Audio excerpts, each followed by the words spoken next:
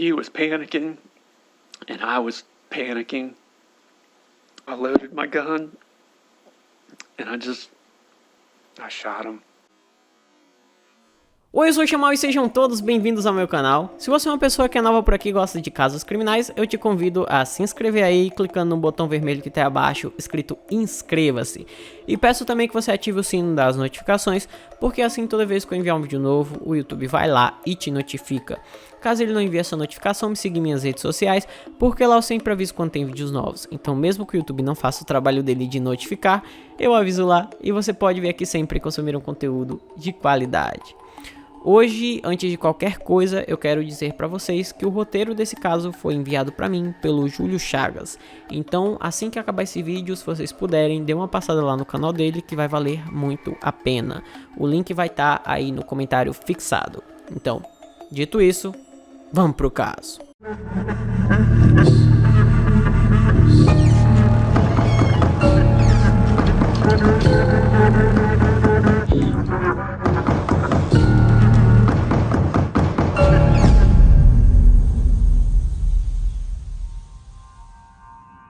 Jerry Michael Williams nasceu no dia 16 de outubro de 1969.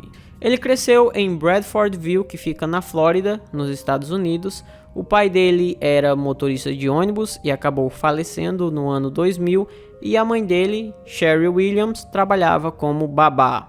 Além disso, o Mike, como ele era comumente chamado, tinha um irmão mais velho chamado Nick. O Mike e o irmão ajudavam os pais nas despesas da casa, utilizando o dinheiro que eles ganhavam trabalhando em supermercados. A família morava em um trailer duplo. Essa moradia ela é bem comum lá nos Estados Unidos. Normalmente tem locais onde ficam vários trailers com várias famílias morando. Então eles eram mais uma dessas famílias que moravam em trailers. Os pais do Mike resolveram morar nesse local, nos trailers, né? Porque eles achavam muito mais barato do que construir uma casa. E o dinheiro que eles iriam gastar construindo uma casa, eles resolveram investir na educação dos filhos, colocando os meninos em um colégio cristão que era privado, que era particular. Durante seus estudos, o Mike se destacou bastante, sendo presidente do conselho estudantil e também sendo membro do time de futebol da escola. Quando tinha por volta dos 15 anos de idade, o Mike começou a caçar patos como hobby. Após terminar o colegial, ele passou a frequentar a Universidade Estadual da Flórida e lá ele cursou Ciências Políticas e Planejamento Urbano. Antes mesmo de se formar, ele já foi contratado pela empresa Ketchum Appraisal Group. Ele passou a trabalhar lá como avaliador de imóveis e seu salário naquela época era cerca de $200 mil por ano. Segundo o dono da empresa, o Mike era o homem mais trabalhador que ele já viu na vida. No ano de 1994, o Mike se casou com sua namorada do ensino médio, chamada Denise Mirrell. Os dois compraram uma casa que ficava em um condomínio de luxo na parte leste da cidade. 5 anos depois de eles se mudarem para essa casa que eles haviam comprado, no ano de 1999, eles tiveram a primeira filha do casal. Ela veio ao mundo com o nome de Ansley Williams. Segundo alguns colegas do trabalho do Mike, ele era tão dedicado à filha quanto era no trabalho, então ele muito provavelmente era um ótimo pai, já que todos consideravam ele como um ótimo trabalhador. No meio do ano de 1999, o Mike acabou comprando uma apólice de seguro de vida no valor de $1 milhão. Ele comprou essa apólice de um homem chamado Brian Winchester. Brian era amigo de infância da Denise e, com o passar do tempo, ele acabou se tornando um grande amigo do Mike.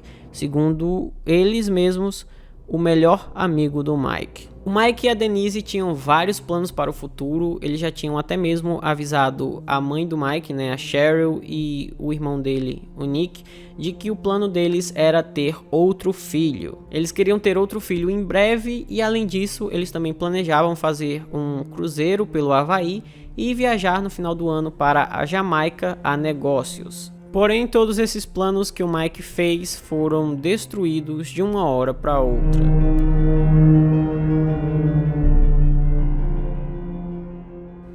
Na madrugada de 16 de dezembro do ano 2000, o Mike acordou cedo e deixou sua residência em Tallahassee. Ele deixou a casa para caçar patos no lago Seminole. Esse lago fica no condado de Jackson, que ainda é na Flórida. Quando foi por volta do meio-dia, a Denise ligou para o pai dela, avisando que o Mike não havia retornado para casa ainda, e aquilo já estava deixando ela muito preocupada. Os dois tinham planejado de comemorar o aniversário de 6 anos de casamento deles naquela noite, e a Denise tinha certeza absoluta de que o Mike não se atrasaria. Então, ele não ter chegado até o meio-dia era muito estranho. Obviamente que com esse sumiço do Mike, né, até o momento eles não podiam confirmar que ele tinha sumido, mas por ele não ter voltado para casa, eles ficaram preocupados e as pessoas mais próximas começaram a procurar por ele. O pai do Brian dirigiu com o filho até as proximidades do lago, onde eles sabiam que o Mike normalmente caçava. E ao chegar nas proximidades do lago, eles encontraram o carro do Mike, que era um Ford branco 1994. Eles chamaram alguns investigadores da Comissão de Conservação de Peixes e Vida Selvagem da Flórida. E foi nesse momento em que eles começaram uma enorme busca pelo Mike. O barco do Mike foi encontrado a cerca de 69 metros de onde o carro dele estava. Depois de conseguirem recuperar o barco, os policiais perceberam que dentro a espingarda dele ainda estava na caixa, intocada. Mas eles não conseguiram encontrar o Mike em local nenhum. Inicialmente, as autoridades acreditavam que o Mike havia caído do barco e se afogado. Com essa teoria de que o Mike provavelmente teria se afogado, as autoridades já disseram para a família dele que o corpo provavelmente apareceria dentro de uma semana ou um pouco mais, porque tinha tido uma tempestade justamente no dia em que o Mike havia desaparecido. No entanto, o tempo foi passando, passaram-se vários dias e o corpo do Mike não apareceu. Após 10 dias de busca, um chapéu camuflado foi encontrado, mas não foi possível dizer se ele era do Mike ou não. Em fevereiro de 2001, 44 dias após o desaparecimento do Mike, as buscas foram oficialmente encerradas. Devido às autoridades não terem conseguido encontrar o corpo do Mike, mesmo com as várias buscas que foram realizadas, eles criaram a seguinte teoria. A teoria que eles criaram é que, por existir muitos crocodilos naquele lago, o Mike provavelmente caiu do barco, se afogou e os crocodilos comeram o corpo dele. Em junho do ano de 2001, o Mike acabou sendo declarado oficialmente morto por um juiz a pedido da esposa dele, a Denise. Ainda no mês de junho, um homem que estava ali pescando pela área viu 2 aves flutuando no lago. Ele avisou as autoridades e alguns mergulhadores foram até o local para investigar. Nessa investigação, nesse mergulho que eles fizeram, eles conseguiram recuperar uma jaqueta de caça e uma lanterna. Em um dos bolsos daquela jaqueta estava uma licença de caça com o nome do Mike, porém não tinha nenhuma marca de dentes naquela jaqueta. Então a teoria de que o Mike teria sido devorado por jacaré já caiu por terra aí mesmo. Além de não terem marcas de mordidas na jaqueta, também não tinham nas aves que foram encontradas flutuando no rio. Então, provavelmente, se os crocodilos quisessem se alimentar, eles iriam ver 2 aves ali flutuando e iriam comer. Isso se aquela primeira teoria que a polícia elaborou tivesse pelo menos algum fundamento, coisa que aparentemente não tinha. Devido a essas coisas que foram encontradas, a mãe do Mike, a Cheryl, ela começou a não acreditar no resultado das investigações. Ela não acreditava de jeito nenhum que o Mike tinha se afogado e começou uma investigação por conta própria que durou cerca de 4 anos. Ela publicou anúncios em jornais, anunciou em outdoors, também ela saía com cartazes pelas ruas pedindo qualquer informação que pudesse ajudar no caso do filho dela. E ela também sempre ligava para continuar pressionando a polícia a investigar cada vez mais o caso do filho dela, porque ela sabia que tinha alguma coisa errada. Ao longo do tempo, a Cheryl ela nunca desistiu de descobrir o que tinha realmente acontecido com o filho dela. Ela sabia que aquela teoria da polícia não fazia sentido e ela queria uma explicação de verdade. Muitas pessoas diziam que a Cheryl ela simplesmente não aceitava o que tinha acontecido com o filho e por isso ela criava teorias infundadas e sem nexo para de certa forma tentar se reconfortar. Porém, meus amigos, o tempo iria mostrar que a Cheryl estava muito mais do que certa. Por causa dela, o caso foi levado a um rumo totalmente diferente. Ela forneceu à polícia informações extremamente relevantes. E com base nessas informações que ela deu para a polícia, o Departamento de Polícia da Flórida concordou em reabrir o caso.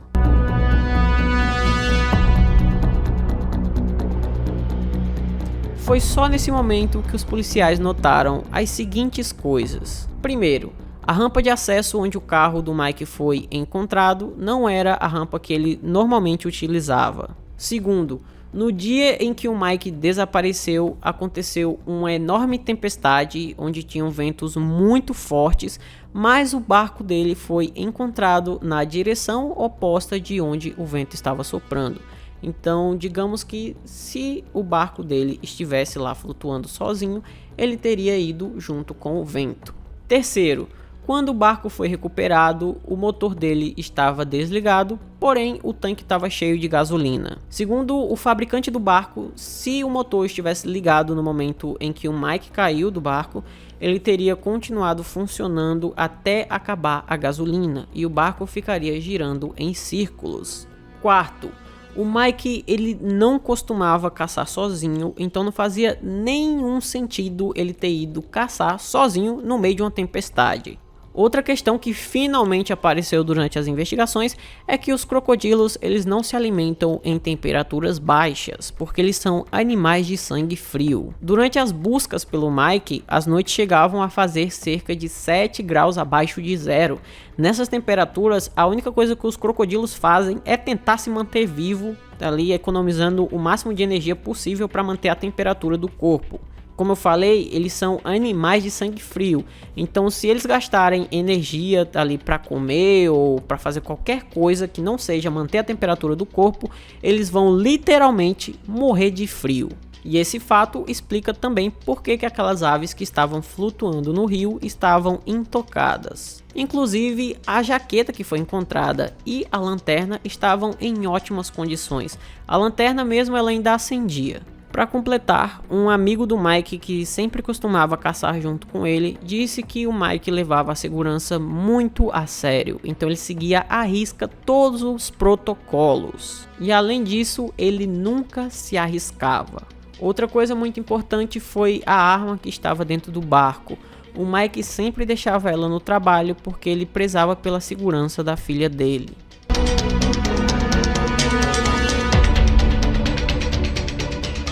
A Denise, esposa do Mike, evitou a atenção da mídia durante todas as investigações. Um dia após o término das buscas, onde o Mike foi oficialmente declarado morto, ela realizou uma espécie de memorial em homenagem ao marido. Essa decisão de declarar o Mike como morto, que foi pedida pela própria Denise, então foi a Denise que foi até um juiz e pediu para o juiz declarar o marido dela como morto.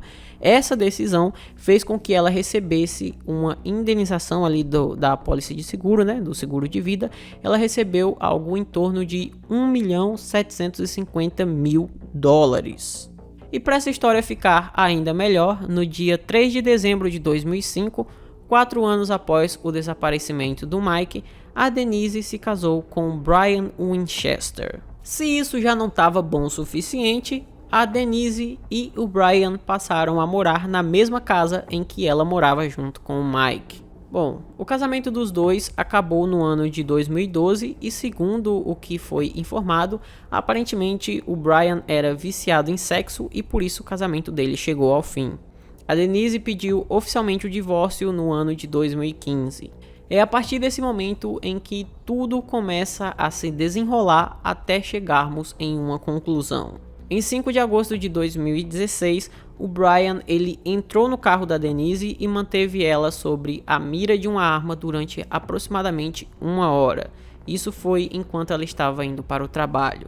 Depois de um tempo, ela conseguiu convencer ele a ir embora e deixar ela em paz, e ela disse que não denunciaria para a polícia. O motivo desse ato do Brian foi que, segundo ele estava furioso porque a Denise não atendia suas ligações e não respondia suas mensagens. A Denise conseguiu convencer o Brian a deixar ela em paz e ir embora. E no momento em que ele saiu do carro, ela foi até a polícia e relatou tudo o que tinha acontecido. Segundo o amigo do Brian, que foi entrevistado pela polícia, o homem estava cada vez mais com medo de que, com o resultado do divórcio, a Denise acabasse revelando um segredo sobre uma pessoa, um homem, que faleceu há cerca de 10 ou 15 anos atrás. O Brian acabou sendo preso e acusado de sequestro, roubo à mão armada e também agressão domiciliar. A Denise ainda solicitou uma ordem de proteção, temendo pela segurança dela e da filha. No dia 19 de dezembro de 2017, o Brian foi preso pelo sequestro da Denise e foi condenado a 20 anos de prisão. Com isso, ele foi enviado para o Instituto Correcional de Wakulla. Coincidentemente, no dia posterior à prisão do Brian, no dia 20 de dezembro de 2017, a polícia anunciou que encontrou o corpo do Mike.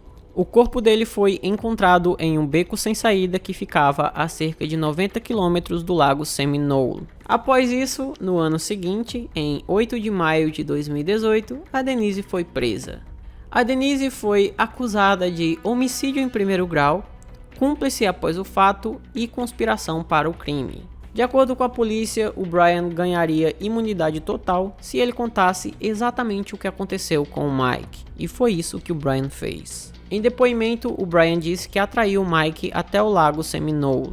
Dentro do barco, no meio da água, o Brian pediu para que o Mike colocasse a isca. No momento em que ele foi fazer isso, o Brian o empurrou dentro do lago. Ele inicialmente achava que o Mike iria morrer afogado, mas o Mike conseguiu segurar em um toco de árvore. Foi aí que o Brian pegou a espingarda e deu um tiro no rosto do Mike. Como nesse momento a morte do Mike não tinha mais como ser considerada acidental, o Brian pegou o corpo dele e enterrou naquele local onde foi encontrado vários e vários anos depois, naquele beco sem saída. Em seguida, o Brian limpou o carro do Mike e depois foi para uma festa de Natal que a família dele estava dando, muito provavelmente para ter um álibi e se livrar de qualquer acusação. Com o plano dando certo inicialmente, a Denise e o Brian resolveram ir devagar com o relacionamento, tanto para não chamar a atenção, quanto para que aquela apólice de seguro fosse ganhando cada vez mais juros e aí ficasse muito mais recheada. O sequestro da Denise, que levou o Brian à prisão, foi a reação dele com medo dela revelar tudo o que tinha acontecido. Como resultado de ter confessado tudo, o Brian recebeu imunidade total pelo que aconteceu contra o Mike. Então ele acabou que não recebeu nem um dia a mais de prisão por isso que ele fez. O que eu acho extremamente ridículo e sem cabimento. Com isso, ele vai ganhar liberdade após cumprir os seus 20 anos de prisão pelo sequestro da Denise. Já a Denise, por outro lado, após 4 dias de julgamento, foi considerada culpada de todas as acusações e foi condenada à prisão perpétua. Posteriormente, ela ainda foi condenada a mais 30 anos de prisão. Então, atualmente, ela vai passar a eternidade e mais 30 anos na cadeia, já que ela não tem nem direito à liberdade condicional. Bom, particularmente eu acho que o Brian deveria ter tido a mesma sentença ou até mais, porque foi ele que executou o crime. Mas quem sou eu para falar isso, né? Bom, esse foi o vídeo de hoje. Espero imensamente que vocês tenham gostado da forma como eu narro os casos e nunca do que essas pessoas fazem. Se você gostou, deixa seu like aí, se inscreve no canal, compartilha para todos os seus amigos, me siga em minhas redes sociais. Por hoje é só, até a próxima e tchau!